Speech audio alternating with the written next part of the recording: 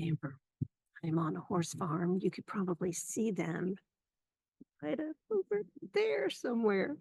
I've been enjoying watching the horses and the quiet of this place. This is a weekend where we are remembering.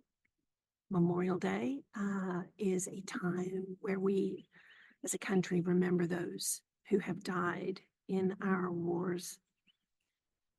To be honest, I've never thought much about it. I've spent instead the time on a 3-day weekend and never really gave it much thought. But this past week, I watched a documentary. I love documentaries, and Mercy, PBS does some really good ones on Iwo Jima. I didn't know anything about Iwo Jima except the name. Learned a lot about it.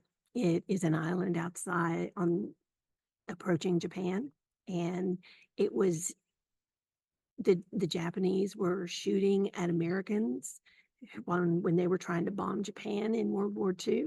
And so the Americans knew they had to take the land, take the island. And so they did. Little did they know the Japanese had 11 miles of tunnels built within that island. Do you know that the last Japanese that came out of those tunnels came out 4 years after World War II? I can't imagine the losses. They were horrific. The surprise, even when the Americans thought they had won and had captured this island with this raising of the flag that is so famous, even then they were being surprised by Japanese that were coming out and slaughtering them. Memorial Day has changed for me. One documentary, and I have more understanding of what I didn't know. That, my friends, is vital. That's why we remember. But what do you remember if you don't know the stories? And so when I look to the scriptures,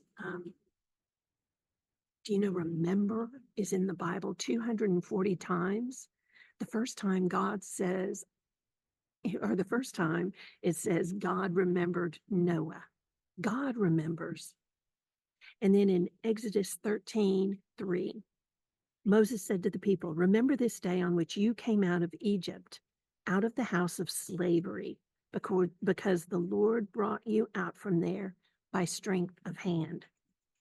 When the Lord brings you into the land of the Canaanites, the Hittites, the Amorites, the Hivites, the Jebusites, which he swore to your ancestors to give you, a land flowing with milk and honey, you shall keep this observance in this month.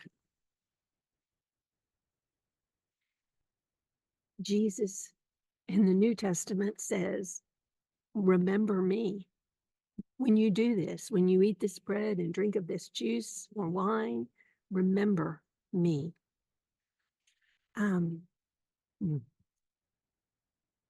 Memorial Day at 3:00, we are asked to have a moment of remembrance.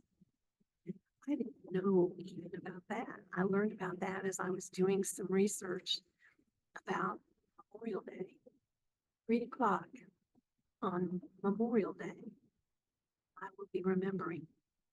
I don't think it is a coincidence that it's that same time, 3:00 in the Bible, that Jesus died on the cross, gave up his last breath.